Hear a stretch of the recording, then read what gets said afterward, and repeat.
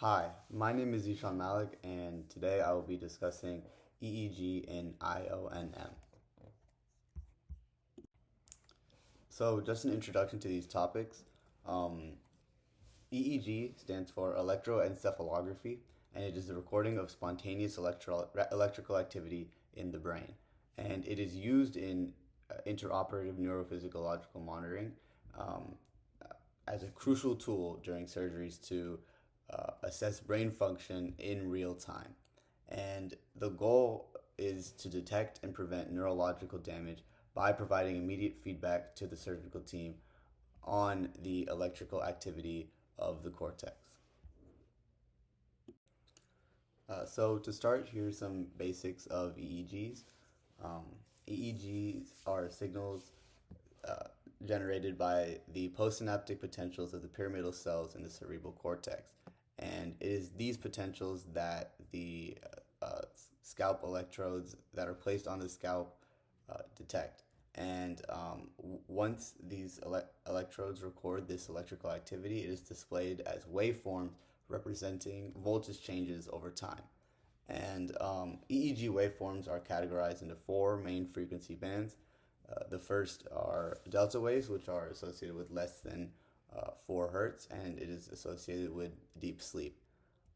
That is followed by theta waves, which range from 4 to 7 hertz, and it's normal in children, but in adults it's common during drowsiness.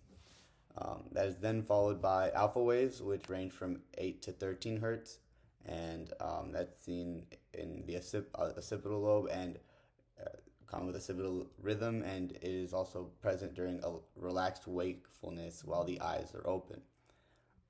And then lastly, that's followed by beta waves, which are more than 13 hertz, and that's associated with the frontal lobe in its rhythm and linked with active thinking and alertness. In interoperative neurophysiological monitoring, EEG plays a crucial role. Um, a few of these roles are listed here. The first is monitoring cerebral ischemia, in which EEGs are used to detect changes in brain activity due to reduced blood flow, which is ischemia, and a sudden decrease in fast beta activity or an increase in slow delta activity signals potential ischemic events. And then it's also used to monitor the depth of anesthesia, with EEG helping to assess the level of consciousness by tracking changes in brain activity. And burst suppressant patterns or isoelectric EEGs indicate that deep anesthesia is aiding or indicate deep anesthetization and helping anesthesiologists in making optimal sedation levels. And it's also very helpful in seizure detection. And during brain surgeries, EEGs can be used to identify abnormal epileptiform activity, helping monitor these seizures or help detect these seizures if they occur.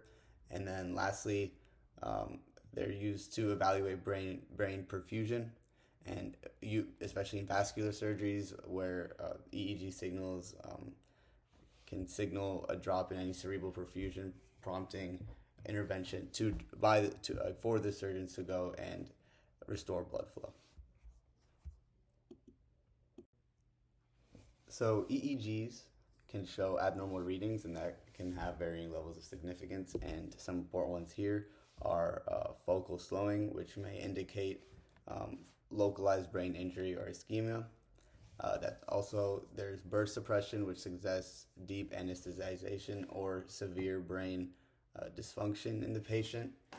There's also epileptiform discharges, which is associated with seizure activity and is a huge part of intraoperative monitoring and surgeries.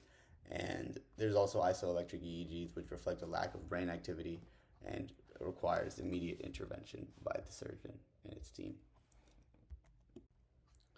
And here are some alert criteria from the EEG during intraoperative monitoring that would alert the surgical team to take action, and this includes fast activity or beta waves decreasing by 50%, or slow activity, delta waves increasing by 50% depending on the situation, and additionally, if the amplitude of the waveforms drop significantly, that can indicate isoelectric EEG and severe ischemia. And rapid detection of these events allows for timely surgical adjustments, minimizing brain injury risk, which is ultimately the main reason why EEG is used in intraoperative monitoring to directly detect brain signals and immediately see if there's any issues. So, in conclusion, EEG in IONM provides real-time insight into brain functioning and helps prevent neurological complications during surgeries. It can play a vital role during the monitoring of cerebral ischemia, the depth of anesthesia, and seizure activity in the patient. And understanding EEG patterns and their surgical implications empowers and allows surgeons and clinicians to enhance patient outcomes and perform better surgeries and improve the quality of life of the patient overall. These are my references for this presentation, and thank you for watching.